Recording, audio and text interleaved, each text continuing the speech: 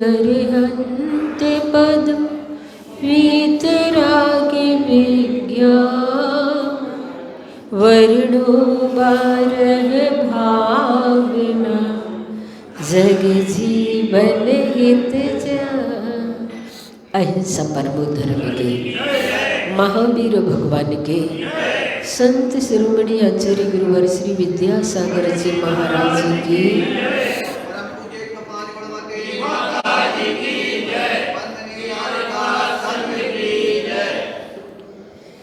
12 भावना में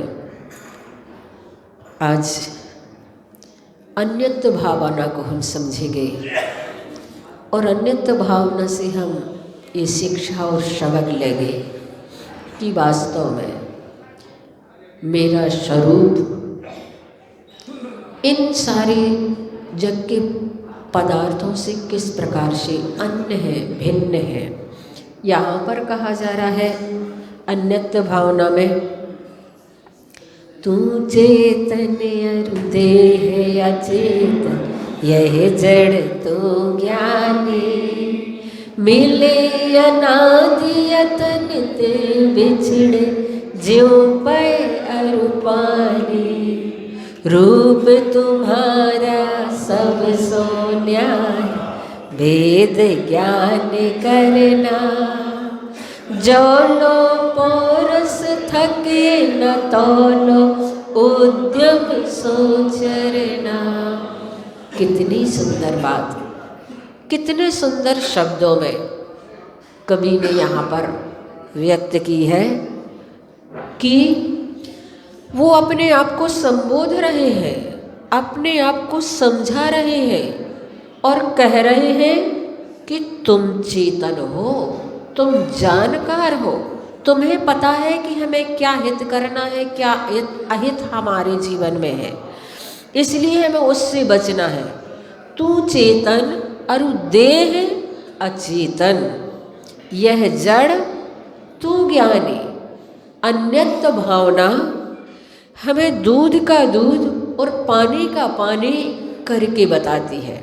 इसमें बताया जा रहा है कि ये शरीर और आत्मा किस प्रकार से है।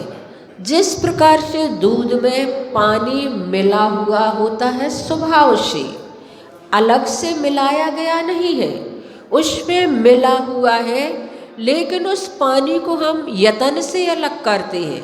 उसे हम गर्म करके दूध को जब तपाते हैं तब पानी वाष्प बनकर निकल जाता है और दूध शुद्ध प्योर मावा के रूप में रह जाता है। उसी प्रकार से तपस्या के माध्यम से हमारे कर्म, 9 कर्म सब निकल जाते हैं और शुद्ध आत्म तत्व रह जाता है। और शुद्ध आत्म तत्व रहने के बाद ये हम भेद विज्ञान इस प्रकार से समझें और जाने, क्योंकि रूप तुम्हारा सबसो न्यारा। आत्मा का जो स्वरूप है उसे तो संसार में किसी से उपमा ही नहीं दी जा सकती कि तुम इतने सुंदर हो जैसे स्वर्गों के देव हैं, तुम इतनी सुंदर है तुम्हारी आत्मा जैसे कि स्वर्गों के इंद्र आदि है। ऐसी तो यहाँ उपमा ही नहीं दी जा सकती है। हमारे आत्म तत्व का स्वरूप सबसे ही न्यारा होता है, सबसे पृथक होता है, लेकिन हमें इस देह से और शरीर से भेद विज्ञान प्राप्त करना है। इसलिए जौलो पौरुष थके न तौलो, जब तक हमारा पुरुषार्थ कम नहीं होता है तब तक हमारे लिए भेद विज्ञान को बनाए रखना है। भेद विज्ञान को तीर्थंकर शांतिनाथ भगवान ने अपने जीवन में अपनाया था। आज से आप सभी यहाँ पर शांतिनाथ भगवान की 16 दिन की आराधना करने वाले हैं और उनके हम व्यक्तित्व को समझेंगे इसी 12 भावना के माध्यम से। एक एक भाव उनके हम जानते चले जाएंगे और हमारी 12 भावना भी आगे बढ़ती चली जाएगी। जब भगवान महावीर त्रिपृष्ठ प्रथम नारायण के रूप में थे, 2 मिनट में हमारी शायद बात पूरी हो जाएगी क्योंकि अभी अपन को बहुत कुछ करना है, आज पहला दिन है। तो उस समय त्रिपृष्ठ नारायण और उनका बेटा और उनकी एक बेटी, त्रिपृष्ट नारायण के एक बेटा और बेटी थी। उन्होंने अपनी बेटी का विवाह रत्नपुर के राजा अमित तेज के साथ कर दिया। और उनकी जो बहन थी सुतारा, उस सुतारा का विवाह उन्होंने त्रिपिष्ट के बेटे से कर दिया। और कालांतर में जब त्रिपिष्ट, जो भगवान महावीर का जीव था, प्रथम नारायण बने थे, यानी कि शांतिनाथ भगवान का और भगवान महावीर का ससुर और दामाद का संबंध था 9वें भाव में, तीर्थंकर की पर्याय से लेकर के। महावीर भगवान ससुर के रूप में थे, त्रिपृष्ट नारायण के रूप में, और अमित तेज के नाम से वो शांतिनाथ भगवान उनके दामाद के रूप में हो गए। फिर जब उसका देहांत हो गया, देहावसान हो गया, तब उनके भाई बलभद्र को तो वैराग्य हो गया और जो अमित तेज थे उनको रत्नपुर का राजा बना दिया गया। एक बार किसी निमित्त ज्ञानी ने बताया कि रत्नपुर के राजा के ऊपर 7 दिन के बाद वज्र गिरने वाला है। सभी तो बड़े चिंतित हो गए, पर मंत्रियों ने उपाय किया कि रत्नपुर के राजा के ऊपर गिरेगा, नाम तो लिया नहीं कि उस व्यक्ति के ऊपर गिरेगा। तब फिर उन्होंने रत्नपुर का सिंहासन के ऊपर एक यक्ष की मूर्ति विराजित कर दी, और 7 दिन बाद जो निमित्त ज्ञानी ने बताया वही घटना घटी। एक भयंकर वज्रपात हुआ, लेकिन राजा बच गया। कुछ समय के बाद वो अमित तेज अपनी पत्नी सुतारा के साथ वन विहार के लिए गए, और वन में बैठे हुए थे दोनों आनंद से कि आकाश मार्ग से एक असनी घोष नाम का विद्याधर निकला। जैसे ही उसने सुतारा को देखा तो सुतारा से मोहित हो गया, और मोहित हो गया तो उस असनी घोष विद्याधर ने एक सुंदर हिरण का रूप बनाया, और छल के माध्यम से वह श्री विजय अमित घोष को, अमित तेज को वह ले गया दूर जंगल में, और वहीं से उस विद्याधर ने उस अमित तेज का रूप बना लिया।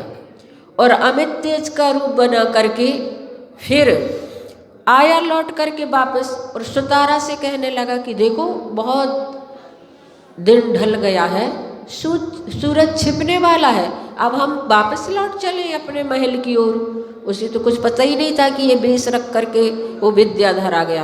वो बैठी विमान में और चल दी, और जैसे ही मार्ग में पहुंचे तो उस असनी घोष ने अपना असली रूप प्रकट कर दिया। वो तो घबरा गई, और उधर वो लौट करके वापस आया अमित तेज, सुतारा को नहीं देखा तो बहुत दुखी हुआ।